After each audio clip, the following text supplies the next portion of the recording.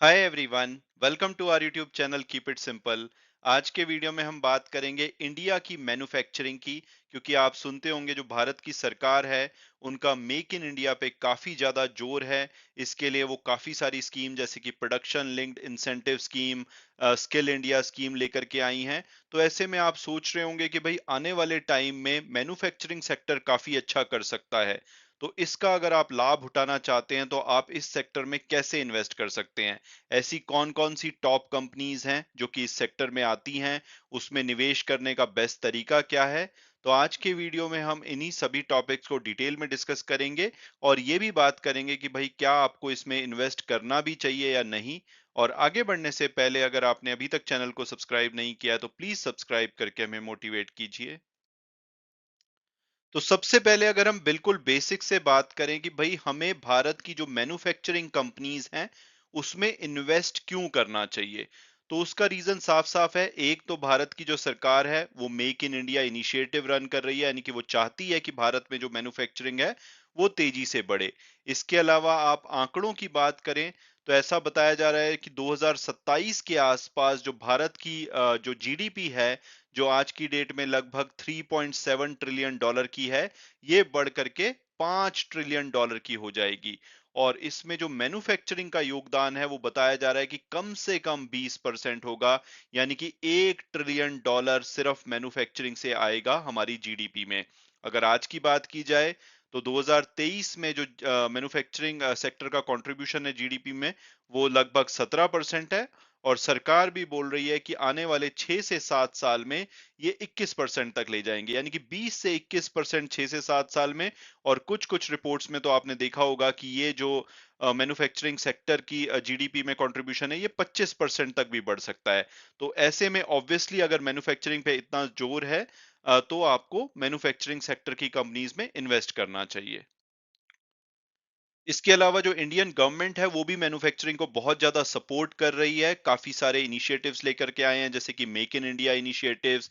इसके अलावा production linked incentive के बारे में आपने सुना होगा, जिसमें जो इंडियन गवर्नमेंट है आने वाले टाइम में 2.6 ट्रिलियन यानी कि 2,60,000 रुपए खर्च करने वाली है इंसेंटिव के रूप में। जैसे कि सेमीकंडक्टर सेक्टर में 76,000 करोड़ रुपए के इंसेंटिव दिए जाएंगे, इलेक्ट्रॉनिक सेक्टर में 38,600 करोड़ के। तो ओवरऑल 2.6 ट्रिलियन जो इंडियन रुपीस हैं इस स्कीम के अंतर्गत खर्चे जाएंगे। इसके अलावा नेशनल मैन्युफैक्चरिंग पॉलिसी हो, स्किल इंडिया हो, समर्थ उद्योग हो, इंडस्ट्री 4.0 हो, तो इन सभी से आप देख सकते हैं कि जो मैन्युफैक्चरिंग है उस पे सरकार का बहुत ज्यादा ध्यान है।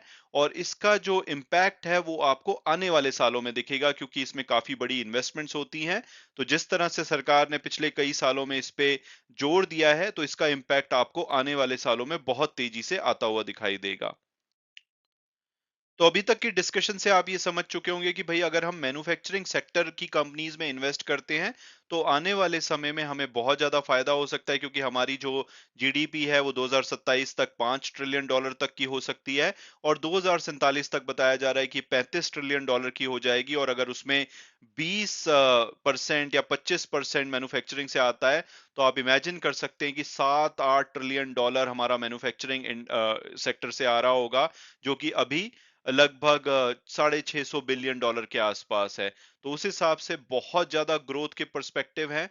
तो ऐसे में आप मैन्युफैक्चरिंग जो सेक्टर की कंपनीज है उनको आइडेंटिफाई कैसे करें। तो उसके लिए जो एनएससी है उन्होंने एक निफ्टी इंडिया मैन्युफैक्चरिंग इंडेक्स बनाया है, जिसमें कि जो भारत की टॉप 300 कंपनीज हैं फ्री फ्लोट मार्केट कैपिटलाइजेशन के हिसाब से, जो कि निफ्टी 100, निफ्टी मिड कैप 150 और निफ्टी स्मॉल कैप 50 इंडेक्स से ली जाती हैं, उसमें से जो एलिजिबल बेसिक इंडस्ट्री है जिसकी की लिस्ट एमफी निकालता है, उसमें से ये 75 कंपनीज सेलेक्ट करते हैं जो कि मैन्युफैक्चरिंग में इन्वॉल्व होती हैं। तो ये 71 आप देख सकते हैं बेसिक इंडस्ट्रीज हैं जो कि एमफी के द्वारा निकाली गई हैं, जैसे ऑटो एंसिलरीज, बैटरीज। तो इन इन जो एरियाज में जो कंपनीज मैन्युफैक्चरिंग करती हैं उनको मैन्युफैक्चरिंग सेक्टर की कंपनी कहा जाता है। तो इस इंडेक्स में आप देखेंगे तो ऑटोमोबाइल एंड ऑटो कंपोनेंट की लगभग 31.14% कंपनीज हैं। कैपिटल गुड्स की 20% के आसपास, health care 15%, metals and mining 11.67%। तो इस तरह से ये डाइवर्सिफाइड है। अगर टॉप कंपनीज की बात करें तो सबसे ज्यादा जो इसमें वेटेज है लेटेस्ट डेटा के हिसाब से, वो एमएनएम यानी कि महिंद्रा एंड महिंद्रा की है, मारुति सुजुकी जो कि आप जानते हैं कि गाड़ियां बनाती हैं, उसके अलावा रिलायंस इंडस्ट्रीज बहुत बड़ी मैन्युफैक्चरर है, टाटा मोटर्स, सन फार्मा मेडिकल जो दवाइयां बनाती है, टाटा स्टील, बजाज ऑटो। तो इस तरह की टॉप कंपनीज दिखेंगी, तो ऐसी 75 कंपनीज इस इंडेक्स में आती हैं। और अब अगर बात की जाए कि भाई इस इंडेक्स की जो कंपनीज हैं वो कैसे सेलेक्ट की जाती हैं, तो सबसे पहले तो इस इंडेक्स को हर 6 महीने पे मार्च और सितंबर में इसको रीबैलेंस किया जाता है, यानी कि इसमें जो कंपनीज होती है उनको रिव्यू किया जाता है, किस कोई कंपनी का मार्केट कैपिटलाइजेशन बढ़ गया है तो उसको इंक्लूड कर लिया जाता है, जिस किसी का घट गया है तो वो एक्सक्लूड भी की जा सकती है। तो टॉप 300 कंपनीज में से इसमें 75 कंपनी सेलेक्ट की जाती हैं, और ऑब्वियसली वो कंपनीज एलिजिबल बेसिक इंडस्ट्री जो कि एमफी का क्लासिफिकेशन हमने पिछले पेज में डिस्कस किया, उस सेक्टर से आनी चाहिए। और उसमें देखा जाता है कि जो भी वो सेक्टर है उसकी कम से कम 75% कवरेज हो, यानी कि जो कंपनी सेलेक्ट की जाए वो कम से कम 75% जो फ्री फ्लोट मार्केट कैपिटलाइजेशन है उस सेक्टर का कवर कर रही हो। तो अगर वो निफ्टी 100 में आती हैं तो वेल एंड गुड, नहीं आती तो मिड कैप 150 से कुछ कंपनीज पिक की जाती हैं, और उसके बाद स्मॉल कैप 50 से। तो ओवरऑल लगभग 75% के आसपास जो फ्री फ्लोट मार्केट कैपिटलाइजेशन के हिसाब से सभी जो इंडस्ट्रीज हैं, बेसिक इंडस्ट्रीज जिनको बोलते हैं, उसकी कंपनीज को सिलेक्ट किया जाता है। इसमें जो वेटेज है ऑब्वियसली मार्केट कैपिटलाइजेशन के हिसाब से दी जाती है, लेकिन ये ध्यान रखा जाता है कि इंडिविजुअल स्टॉक का जो मैक्सिमम वेटेज है वो 5% से ज्यादा ना हो जाए।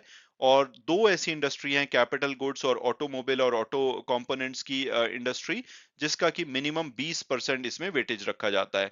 क्योंकि अगर आप निफ्टी 50 के इंडेक्स में आप इन्वेस्ट करते हैं तो आप देखेंगे फाइनेंशियल सर्विसेज यानी कि बैंक्स वगैरह या आईटी की कंपनीज का ज्यादा जोर रहता है, चाहे निफ्टी 500 हो या निफ्टी 50। इसके अलावा और जो दूसरे सेक्टर हैं कोर मैन्युफैक्चरिंग के, उसमें उनका कम ही श्रेय रहता है, कम ही योगदान रहता है।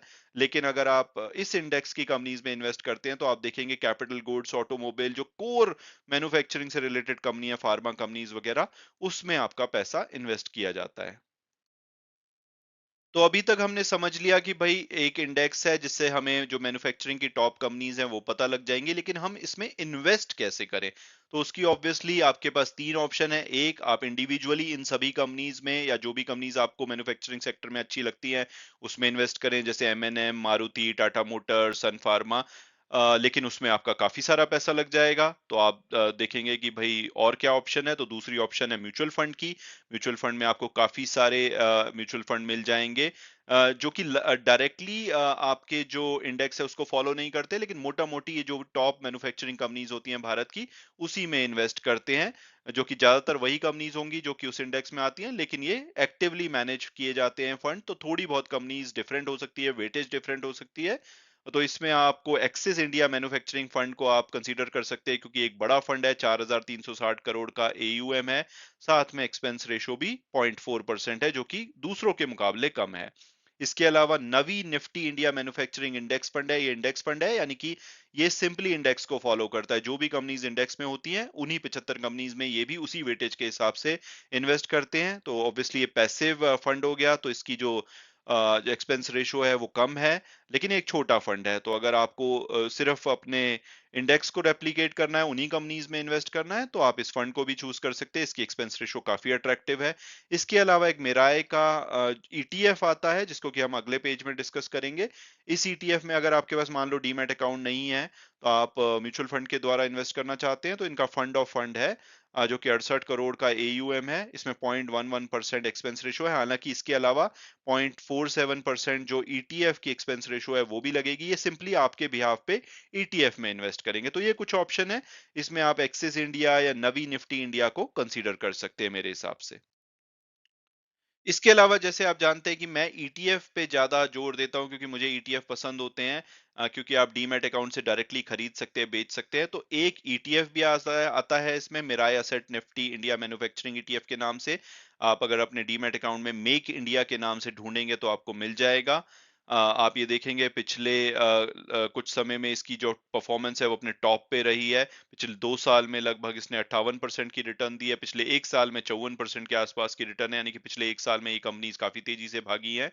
इसका जो हाई है वो ₹131 का है और अभी जो इसका लास्ट प्राइस है वो 127 है, यानी कि अपने हाई के आसपास ये चल रहा है। और ओवरऑल देखा जाए तो इसका जो असेट अंडर मैनेजमेंट है 120 करोड़ के आसपास का है। हालाँकि एक्सपेंस रेशियो इसकी 0.47% है, जो कि मेरे हिसाब से एक ज़्यादा है ईटीएफ के हिसाब से, क्योंकि ये अगर 0.2% के आसपास हो तो अच्छी है। बाकी अगर आप इस इंडेक्स की परफॉर्मेंस देखें तो पिछले 1 साल में जैसे मैंने बोला इंक्लूडिंग डिविडेंड इसने 55% की रिटर्न दी है। पिछले 5 साल में देखा जाए तो 21% कैगर की रेट से बढ़ा है। सिंस इंसेप्शन 15 से 16% की रिटर्न दी है। तो ऑब्वियसली ये अच्छी ऑप्शन है अगर आप अपने फंड को डाइवर्सिफाई करना चाहते हैं, लेकिन पिछले 1 साल में ये काफ़ी भाग चुका है। और अब अगर बात की जाए कि भई हमें इन्वेस्ट करना चाहिए या नहीं, तो मेरे हिसाब से अगर आप म्यूचुअल फंड में करना चाहते हो तो जैसे मैंने बोला एक्सिस और नवी को आप कंसीडर कर सकते हैं। ईटीएफ मेरी ज़्यादा चॉइस रहती है, ज़्यादा पसंदीदा चॉइस रहती है, तो उसके हिसाब से आप मिराय वाला ईटीएफ चूज़ कर सकते हैं। और आपको करना चाहिए या नहीं, तो उसके लिए मैं बोलूँगा कि अगर आप देखेंगे पिछले कुछ वर्षों में इस सेक्टर की कंपनीज़ में काफ़ी तेज़ी देखी गई है। हालाँकि ऑब्वियसली गवर्नमेंट का इतना फ़ोकस है तो आप देखेंगे कि ये दूसरे जो इंडेक्स है उनके मुकाबले ज़्यादा ही चलेगा। तो अगर आपका लॉन्ग टर्म विजन है तो डेफिनेटली आपको कुछ ना कुछ पैसा इसमें डाइवर्सिफाई करना चाहिए।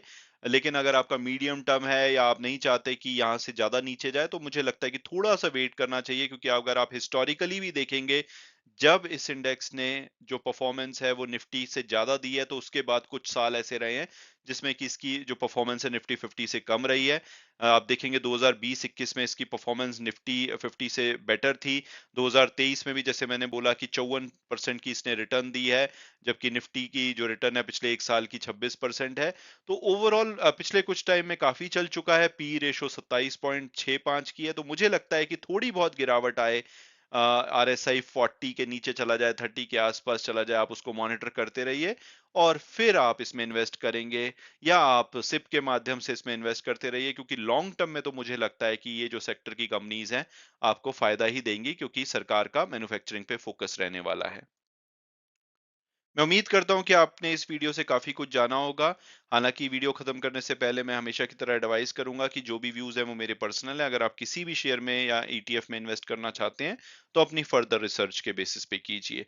Thanks so much for watching the video and God bless you all.